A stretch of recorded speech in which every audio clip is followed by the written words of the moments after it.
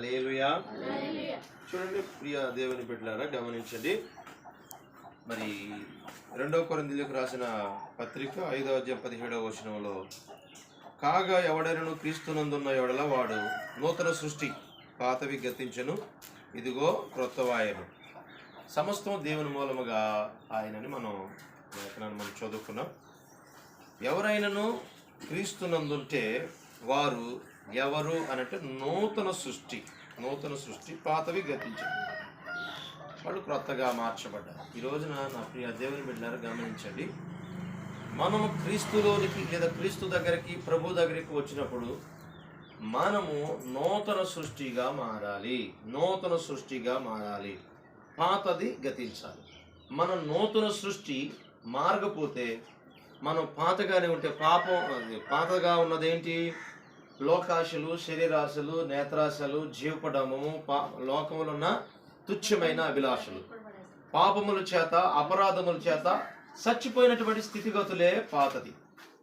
ఏమండి, పాతది ఏమై ఉంది అనంటే, పాతదంతా మనం చూస్తే క్రీస్తుకు పూర్వంగాని మనం ఆలోచన చేస్తే, ఆదాము ద్వారా పాపము ద్వారా శాపము ద్వారా ఆ పాప శాపాలు వలన మరణము, ఆ మరణము భయంకరమైనటువంటి నరక కోపము, అది 2వ మరణం. అయితే యేసుక్రీస్తు ప్రభువారి ద్వారా మనకు పాప క్షమాపణ, పాపాల నుంచి మనకు విమోచన, పాప స్వభావం నుంచి, పాప క్రియల నుంచి, పాప తత్వం నుంచి, పాప జీవితాల నుంచి యేసుక్రీస్తు ద్వారా, యేసుక్రీస్తు త్యాగము ద్వారా, యేసుక్రీస్తు రక్తము ద్వారా, యేసుక్రీస్తు ఆ ఉన్నతమైనటువంటి ఆ శిలువ యాగము ద్వారా మనము నూతన పరచబడుచున్నాము. ఆమేన్, హల్లెలూయా. ఇప్పుడు నూతన పరచబడితే మనలో పాతది ఉండకూడదు. పాతది ఉంటే మనం నూతన పరచబడలేదు. ఆమేన్. ఎవరైనా ఇప్పుడు దేవుని బిడ్డలుగా, మేము దేవుని బిడ్డలం అంటే పాతది ఉండకూడదు, పాత స్వభావం ఉండకూడదు, పాత మనస్సు ఉండకూడదు, పాత క్రియలు ఉండకూడదు, పాత విధానం ఉండకూడదు, పాత సంబంధమైనటువంటి ఏవి ఉండకూడదు. ఆమేన్. పాప సంబంధమైన పాతది మనలో ఉందంటే, మనం ఎన్ని రోజులు ప్రార్థనలో ఉన్నా, ఎంతకాలం దేవుని సన్నిధికి వచ్చినా మనం ఎందుకు కూడా ప్రయోజనం ఉండదు. కనుక నా ప్రియ దేవుని బిడ్డలారా, గమనించండి. ఈరోజు మన జీవితంలో మనం పాతవారమా క్రొత్త వారమా? ఆమేన్. మనం పాతవారమా క్రొత్త వారమా? మన పాత జీవితమా క్రొత్త జీవితమా? క్రొత్త జీవితమైన జీవితం క్రీస్తులో ఉన్న జీవితమా? క్రీస్తులో పునరుద్ధరించబడినటువంటి జీవితమా? నూతనపరచబడిన జీవితమా? దేవుని కొరకు నూతన జన్మగా మార్చబడిన జీవితమా? నూతనమైనటువంటి మరి ఆత్మీయ జీవితమా? పాత జీవితమా? పాత జీవితంలో పాపం ఉంది, క్రొత్త జీవితంలో పరిశుద్ధత ఉంది. మన జీవితం ఏది? హల్లెలూయా. మన మాట ద్వారా కానీ, మన చూపుల ద్వారా కానీ, మన ప్రవర్తన ద్వారా కానీ, మన క్రియల వలన కానీ, మన జీవితంలో దేని వలన కూడా మనము పాపము జోలికి పోకుండా ఉండాలి. ఆమేన్.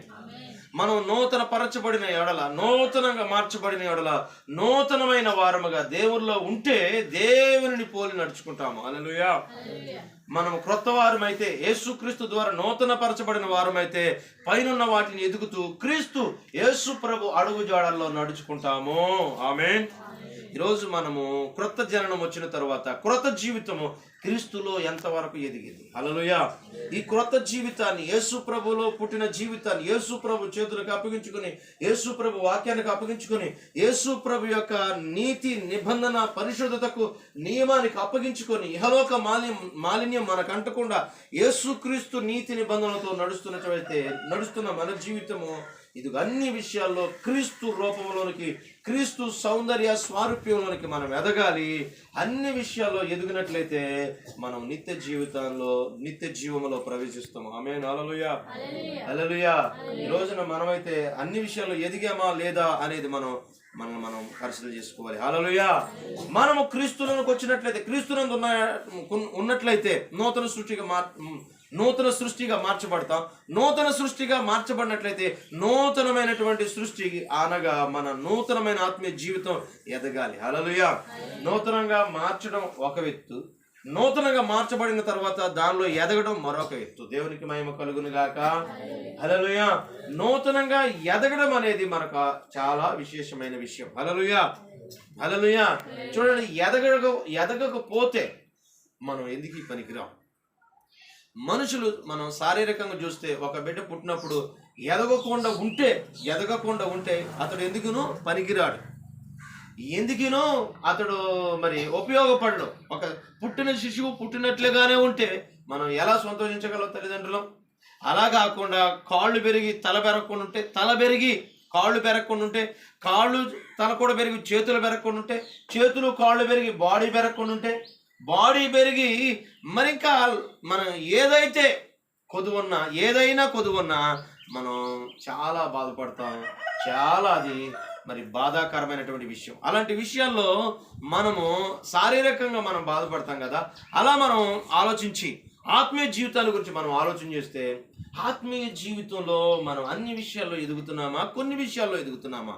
ప్రార్థన, ఆత్మీయత, ప్రేమ, విశ్వాసము, ఏమండి, ఈ విధమైనటువంటి చాలా దైవ సంబంధమైనటువంటి విషయాల్లో మరి దేవుని సన్నిధికి రావడం, క్రమము, పరిశుద్ధత, ఇవే మరి దేవునికి మనం ఎంత మన జీవితంలో ప్రాధాన్యతనిస్తున్నాము, దేవుడిని ఎంత కనపరుస్తున్నాం, దేవుని కొరకు ఎంత జీవిస్తున్నాం, ఎంతవరకు దేవుని కొరకు మన జీవితాన్ని కేటాయించుకోగలుగుతున్నాం, సమయాన్ని కేటాయించుకోగలుగుతున్నాం, దేవుని కొరకు కష్టపడగలుగుతున్నాం, దేవుని వాక్యం చదవగలుగుతున్నాం, ప్రార్థన చేయగలుగుతున్నాం.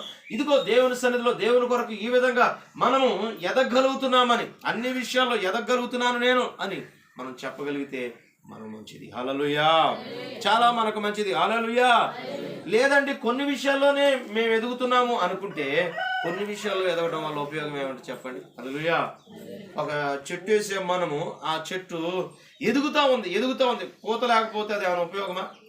లేదు. పూత వస్తూ ఉంది, పూత పోస్తూనే బాగానే పూత పోస్తూ ఉంది, కాయలు నిలవట్లేదు, ఉపయోగమా? హల్లెలూయా. కాయలు కాస్తూ ఉన్నాయి కానీ అవి నిలవట్లేదు, రాలిపోతున్నాయి, ఉపయోగమా? లేదు. కాయలు కాసింది, పంటకు రావట్లేదు, అలాగే ఉండిపోతున్నాయి, కారుగా మారిపోతున్నాయి, నానా విధాలుగా అవి అలాగే ముద్దు బారిపోతున్నాయి, ఉపయోగమా? కాదు. దేని పరిపక్వత అది కలిగి ఉండాలి. హల్లెలూయా. మనము కూడా దేవునిలోకి వచ్చిన మనం నూతన సృష్టిగా మార్చబడిన మనము అన్ని విషయాల్లో మనము క్రమముగా ఉండాలి. ప్రార్థనకు రావాలి, మరి దేవుని సన్నిధిలో క్రమముగా ఉండాలి, దేవుని సన్నిధిలో క్రమంగా ప్రవర్తించాలి, దేవుని ఘనపరచాలి, పాటల ద్వారా మహింపరచాలి, వాక్యం ద్వారా చక్కగా మన జీవితాన్ని కట్టుకోవాలి, ఆరాధన ద్వారా దేవుని ఘనపరచాలి, వాక్యం మన జీవితాలు అన్వయించుకోవాలి, మన ప్రవర్తన దేవునికి మందిరంలో ఉన్నప్పుడు కాకుండా బయటికి వెళ్ళినప్పుడు కూడా మన ప్రవర్తన దేవునికి అనుగుణంగా నడుచుకోవాలి. ఈ లోక సంబంధమైన పాప సంబంధమైనది ఏది అనుసరించకుండా ఉండాలి. మనం పరిశుద్ధమైనటువంటి దేవుని యొక్క నీతి నిబంధనలో మనం నడుచుకోవాలి. హల్లెలూయా. హల్లెలూయా. హల్లెలూయా. అలా కాకుండా మనం ప్రార్థనకు వచ్చి మరలా ఇంటికి వెళ్ళిన తర్వాత లేదా మన అన్ని జనుల విధానంలో వెళ్ళిపోతే మన మాట, మన ప్రవర్తన, మన విధానం అంతా నానా విధాలుగా ఉంటే మనం ఏమాత్రం కూడా నూతనంగా మార్చబడినట్లు కాదు. కనుక మన నోరు, నాలుక, మన యొక్క ప్రవర్తన అంతా కూడా, మన క్రియలన్నీ కూడా ఆత్మీయంగా వాక్యం చేత మలచబడాలి. దేవుని వాక్యం చేత మనం దిద్దబడాలి. పరిశుద్ధాత్మ చేత ప్రభు రాకడ కొరకు సిద్ధపడాలి. దేవునికి మహిమ కలుగును గాక. హల్లెలూయా.